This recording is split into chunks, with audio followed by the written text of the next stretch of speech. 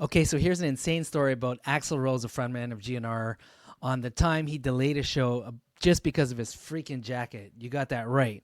Now, let me paint the picture for you. It's 1991, and you know this is true because back then, he definitely had a case of the crazies. All right, so it's 1991. GNR is the biggest rock band and the baddest rock band on the planet. Obviously, they were so amazing. Definitely one of my favorite bands. They're playing sold out arenas across the globe on the Use Your Illusions tour. And Axl, well, he's being Axl. It's kind of a king of unpredictability. I should know. I went to see them in Montreal when Faith No More opened up for them, and they toured with Metallica, co-headliner tour, and where a riot broke out in Montreal. But again, that's a different story. I actually did a video on that, so if you want to go check that out, I'll put the link below. But back to this. So one night, the band sets off to go to St. Louis. The crowd is pumped. The lights are dimmed. Slash is tuning his guitar backstage, and the energy is electric. But there's one problem. Axl is nowhere to be found. Everyone's freaking out. The crew's scrambling. The band's nervously waiting, and the audience is starting to chant, "Guns N' Roses! Guns N' Roses!" Pretty much the same thing happened in Montreal. They showed up late, but the crowd, in anticipation, we were all screaming our heads off, "Guns N' Roses!" Louder and louder. Finally, someone finds Axl pacing backstage, visibly annoyed. When they ask him what's wrong, he says, "I can't go on without my jacket." I remember that stupid freaking jacket. He used to have like this white jacket, leather jacket, either black or white. He used to always come out with that. So obviously, this isn't just any regular jacket. This means a lot to Axl. It's a full-on rock and roll jacket with fringes, studs, the whole 9 yards, and it's missing. Nobody knows where it is, and Axl refuses to go on stage until this stupid jacket is found.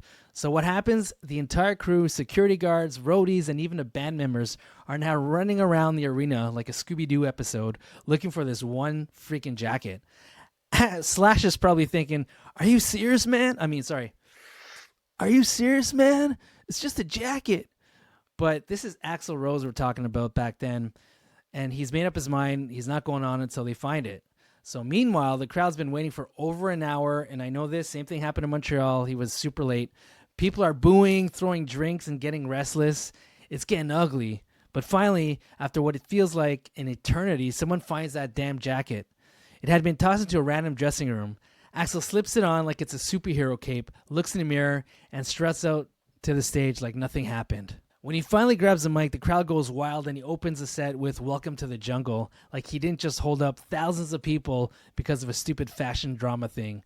It's all in his head. But here's the crazy part. That night, the show still ended in chaos.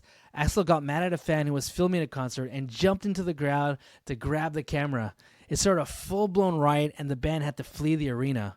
So yeah, only Axl Rose could delay a show over a freaking jacket, then kick it up a notch by literally diving into the audience and causing chaos.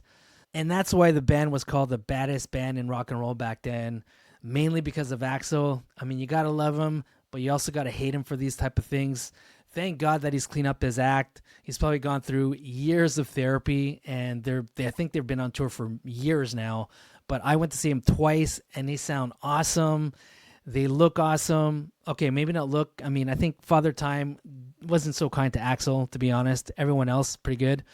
But anyways, the sound was awesome. It's glad to see them back again and rocking out. And looks like they're not stopping their tour anytime soon. But Axl, this story just brought me back to the Montreal concert I went to. And you were late, and you caused chaos. You know it. But for another reason, that freaking riot, I'll never forget it. But anyways, all is forgiven. You are an amazing frontman, one of the best frontmans to ever front a rock and roll band. Kudos to you, Axl. Rock on.